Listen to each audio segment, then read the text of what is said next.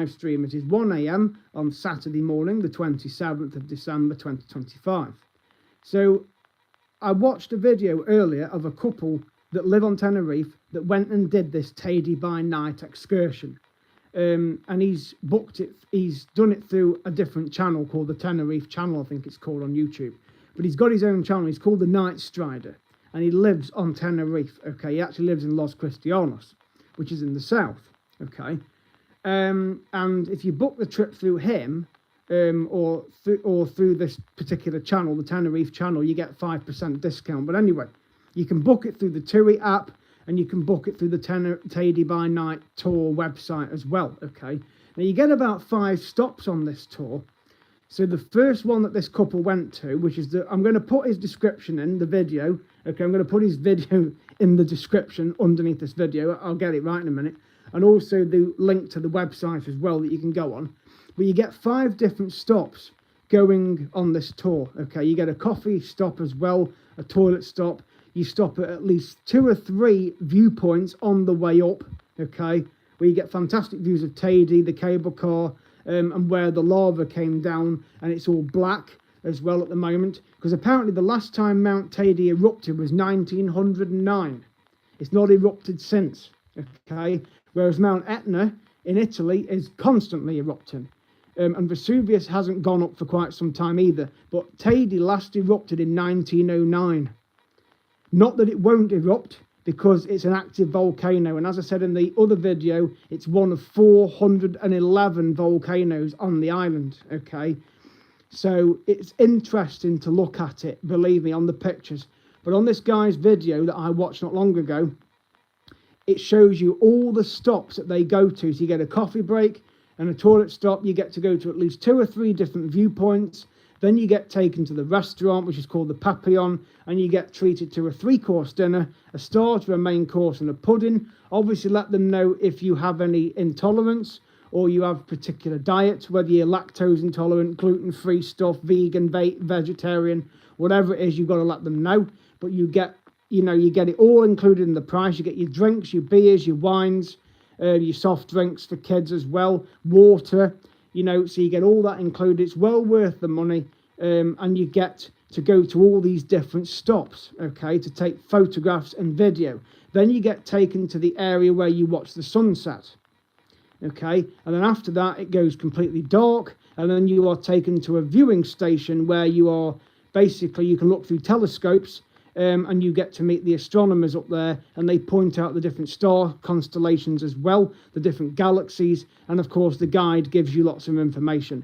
They recommend you take plenty of warm clothing because the air gets thinner up there, because it's quite a lot, 1,000 feet up. Teide is 3,718 meters, which in feet, that is over 12,000 feet up, okay? That is half the distance of an aircraft. So the average plane flies at 35 to 40,000 feet.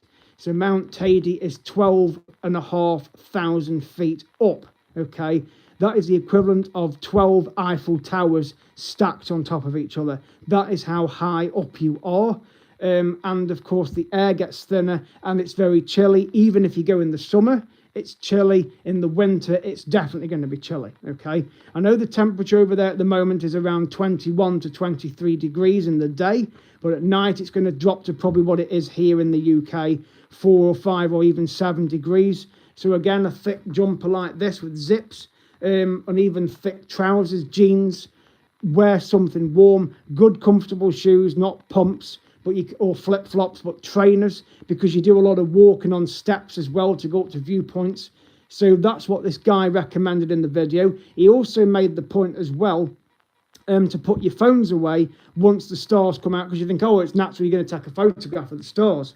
But unfortunately, a lot of the cameras don't pick anything up. So you're just going to be wasting your time, okay? But definitely can video the sunsets, and the views as well. And I think there are a couple of gift shops along this route that you can stop at to buy pictures and postcards of the stars anyway. So if you can't get good pictures on your phones, at least you can buy some at the restaurant and at the shop that you go to on your first stop. So there's lots of different stops that you go to, as I've said, loads of different viewpoints, Quite a lot of films were made up there, including Planet of the Apes. And of course, the Clash of the Titans film with Sam Worthington. That's the remake of the 1980s one. So they did film Clash of the Titans up there, and I have seen that one with Sam Worthington in it. Because interestingly, when we holidayed in Wales, in Anglesey, they were actually filming the beach scene from that film there, okay? And we actually did go on the set, okay? Because they got all the cameras set up on the beach, and we were up on a rock, looking down on the beach where the rope appears at the end of the film. Well, we were there as they were filming that scene, okay? And we even got to see the horse Pegasus that was used in the film. So if you watch the Sam Worthington version, The Clash of the Titans, that's the remake, the first one, we were there when they were filming that beach scene, and we also saw all the trailers and things up on the slate mine where they filmed the Stygian Witches scene. But a lot of the footage with them big scorpions, if you watch that film, was filmed at Mount Teide, okay? Because there's some really unusual rock formations. Well, that appears in the film, and I'm going to be visiting that on this excursion. So I'll be videoing it, and I'll be mentioning it on a stream, and also a normal video footage as well, if I can. So just look out for that and hit that subscribe button at Colesmith25, because there is lots of exciting footage to come from Tenerife, believe me. The Loro Park as well. I've had a look at the timetable for the animal shows as well. So one of the shows, I think the parrots, they've got 5 shows in the day. The sea lions have got 4. The dolphins have got 3. And the orcas have got 2 shows, okay? So the first show with the sea lions is at 9:45. Then there's one at 11:15. Then there's one at 12:30. And then there's one in the afternoon, okay? The parrots, there's 5 shows in total. The orcas, there's only 2 shows. One at 5 to 12 and one at 3:15, okay? And then the dolphins, I think there's 3 shows for them. So you can watch them in whatever order you want. So, but they recommend that you are there a few minutes before the show starts. And each show, apparently, according to the website, is 20 minutes in length, which means that I can do 10 minutes of a live stream on each of them.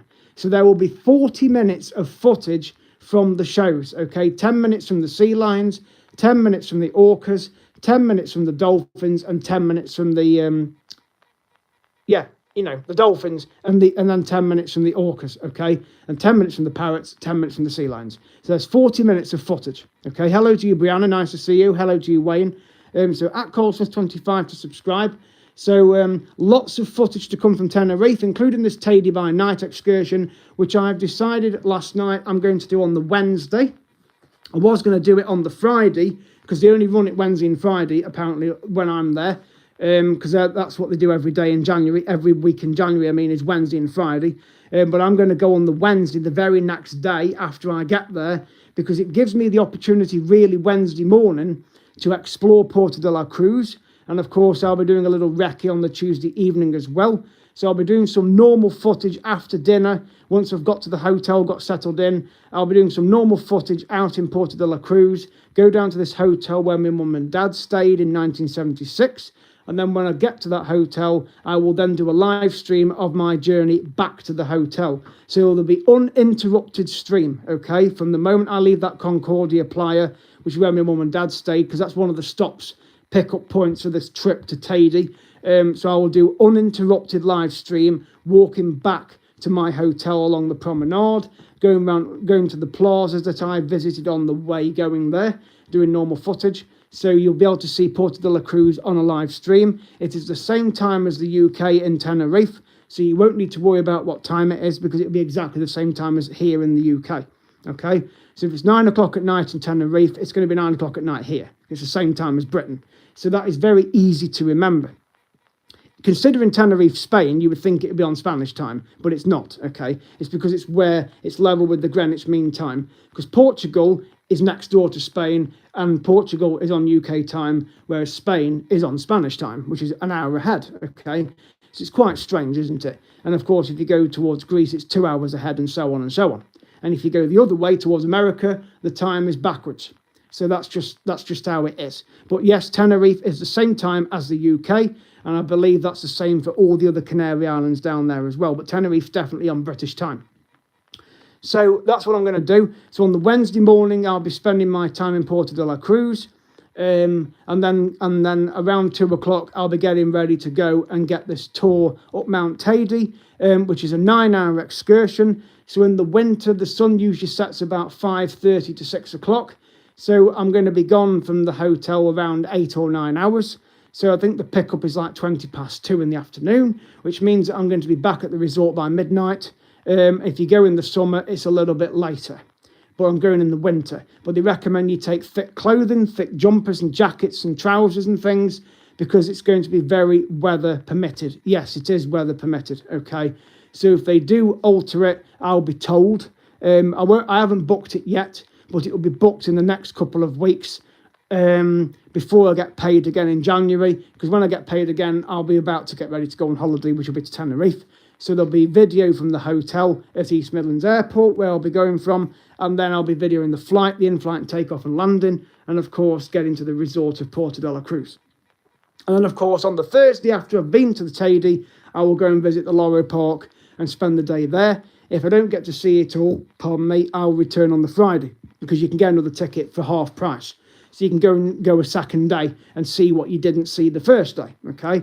Plus there's some botanical gardens in Porto de la Cruz. There's lots of plazas. There's the Agatha Christie steps as well, which has got all the books that Agatha Christie wrote all engraved on the steps all the way up. There are different colours. There's different coloured buildings there. There's lots of interesting gardens to go and look round, including the botanical one, which is €3 to go in. And there's also lots of little places to go and sit and have a beer, sit and have a coffee, sit and have something to eat. There's the Alley Hop shop, which of course is the ale hop shop as well, which I do like going into when I'm in Benidorm. There's a few of those in Porto de la Cruz as well. And of course you've got the beaches. So there's plenty of places I'm going to be looking round, believe me. There will be lots of footage. So hit that subscribe button at CarlSmith25. It's going to be a lovely series. A lot of the videos will be edited during my holiday as well. So the episodes will be put on the channel as of when I've done them. And of course the live streams as well. So there will be videos put on the channel while I am away for you to watch. Okay, but all the clips won't get put on till I'm back home. And I know the views will absolutely go through the roof. Especially on the Mount Teide tour, I am sure they will go through the roof. So if I can get some really good footage of the stars and the sunset, which I'll try my very best to do, then I'm sure you are going to absolutely love it and appreciate it. I know I definitely will. So make sure you hit that subscribe button. There will be lots of updates coming up in the coming weeks. It's at CarlSmith25. If you are not already subscribed to my channel, it's Carl's Travel, Cruise and Sightseeing channel. Okay, so just hit the subscribe button, click the notification bell, and don't be afraid if your phone's going mental at all the videos I put on, because I'm sure you are going to enjoy all of them, or as many of them as you want to watch. But leave me some comments as well. Join the live streams when I'm at the zoo, when I'm on the tours, when I'm exploring Porto de la Cruz, when I'm visiting gardens, etc. Whatever I'm doing out in Tenerife, please join the streams. Please say hello, and I will show you around Porto de la Cruz. And anybody else that's holidaying out there in January when I go, don't be afraid to say hello on the footage. Join the footage as well. Join the chat. Don't be afraid to come and speak to me if you see me videoing. Don't be afraid. I'm going around there the middle of January, out to Tenerife. Just say hello. Don't be afraid. So hello to you, Brianna. It's lovely to see you on the channel. Mine was a very relaxed Christmas because I don't get involved with it. Okay, that's not a subject I'm going to talk about on here, but I do not celebrate Christmas, and I never have done, and I never will, okay, because I know its origins. I don't get involved with anything that's got pagan origins, so I don't get involved with it. At the end of the day, I do value family time. I do spend time with my family, and it's nice. It's been nice to have a few days off work, and of course do a walk this week as well. Each to their own on their choice of Christmas, but I do not get involved with it, okay. I don't feel deprived. I've never been deprived of anything. So because of my faith, I do have a religion, but again, I don't discuss that on here because my channel is to do with traveling. But each to their own on what they want to believe, okay? So I'm not stopping people celebrating Christmas if they want to. That's fine with me. It doesn't affect me one bit, because I would rather spend my money on travel blogs, okay, and save money for going on holidays and creating video footage for you guys to watch and enjoy. And of course, as well, another thing when I'm out in Tenerife, and Wayne, you did mention this the other day, I will be doing a video as well about the entry-exit system. And I did read on social media the other day that somebody went out to Tenerife South on Saturday last week, and they had to go through the entry-exit system, and there were 6 questions that appeared on the screen as well. Okay, so if you get the questions wrong, well, you won't get them wrong. Sorry, it's not that. It wasn't the questions that they got wrong. It was to do with the fingerprinting. So if you put because it asks you to place 4 fingers of your right hand on a pad. So you don't separate them like that. You have to keep them close together and put them on the pad, okay? But the first thing you do when you get to the entry-exit system booth is it will ask you which language. So you obviously select English if you are from the UK or the US or Australia or wherever else it speaks English. If you are from Germany, you put German, you know what I mean. And then it will ask you to put your passport on with your photo face down so it reads the passport, okay? And you wait for it to do it. And then it will ask you the questions. So you have to use the keypad or whatever, or touchscreen to select the answers. So there's 6 questions in total that it asks you. So it asks you about if you've got the relevant money to cover for your trip, if you've got relevant medical insurance, when you are due to leave the country that you've just arrived at, okay? If you are traveling there for business or leisure purposes, and also the address or location of your hotel that you are staying at, or whoever you are staying with, if you've got family out there. So it's going to ask you those kind of questions. So, and it also says, have you got proof that you've got relevant money? Either a bank card, a debit card, checkbook, whatever, bank statement. It will ask you those questions. There's at least 6 questions that it asks you to answer, okay? And then if you are stuck, there should be somebody about to help you. But a few of the booths weren't working. So naturally you get taken to a border guard where your passport most likely will still get stamped. But I know this is to rule it out. But other people were getting through within about 20 minutes, half an hour. So again, I will definitely be doing a video when I've got to the hotel to explain how that works. Yes, it might seem scary at first because it does say that people might have a bit of a hiccup the first time they do this. But then once they've done it, it should be okay for your next trip. So, and I don't know what the situation is on the return journey. Most likely it's just a photograph. So you'll have a photograph, fingerprints done. So it's basically to get rid of this stamping of passports. That's what it's to get rid of, okay? Because the next thing that comes in next year is the ETIAS, which is the visa, which you then fill in an online form application and you pay a fee, which is now €20, I believe. And then that avoids you going through all this fingerprinting. So it'll just be linked to your passport, okay? So, but you've got to not exceed your 90-day allowance in the 180-day period. So make sure that you don't exceed that, because otherwise you'll have to wait a while to travel again.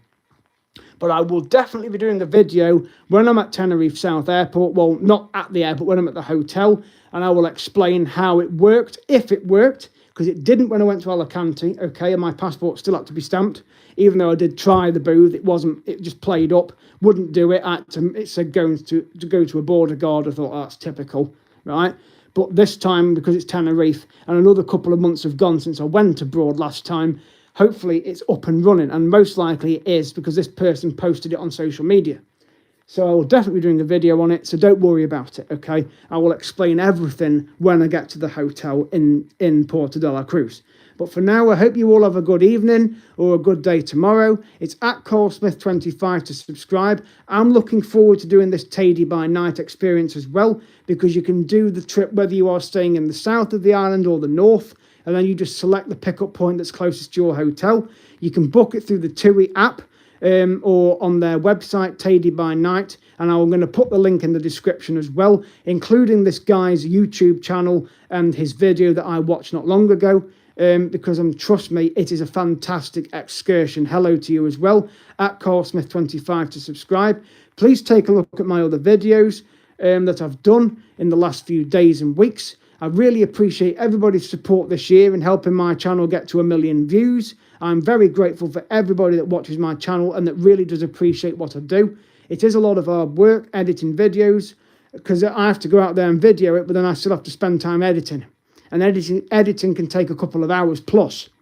I mean, the other week it took me 4 hours to edit the Peak Wildlife Park series, okay? And with the cruise that I went on in September, it took me 3 weeks to put all the clips on, okay? And I edited 120 episodes while I was on the cruise, Okay, so I'm spending a lot of time on my phone, which does drain the battery. Okay, which is why I like to make sure my power bank is charged and also the phone, because I'm going to be constantly using this phone when I'm on this holiday, especially up on the Mount Teide experience. So, and of course the Loro Park with the zoo, watching the shows. So there's going to be a lot of videos coming your way. So believe me, the channel will just take off even more, which I'm glad of. Okay, and it's all thanks to you guys for helping me get there. So I really do appreciate it. I really do appreciate it, guys and girls. So thank you so much. But I'm going to end this stream now. At CoreSmith25 to subscribe. Thank you for watching. Thank you, Wayne. Thank you, Mia Halfpenny 669, and Brianna as well, and the other guys and girls that are watching. Thank you so much. See you guys in the next video.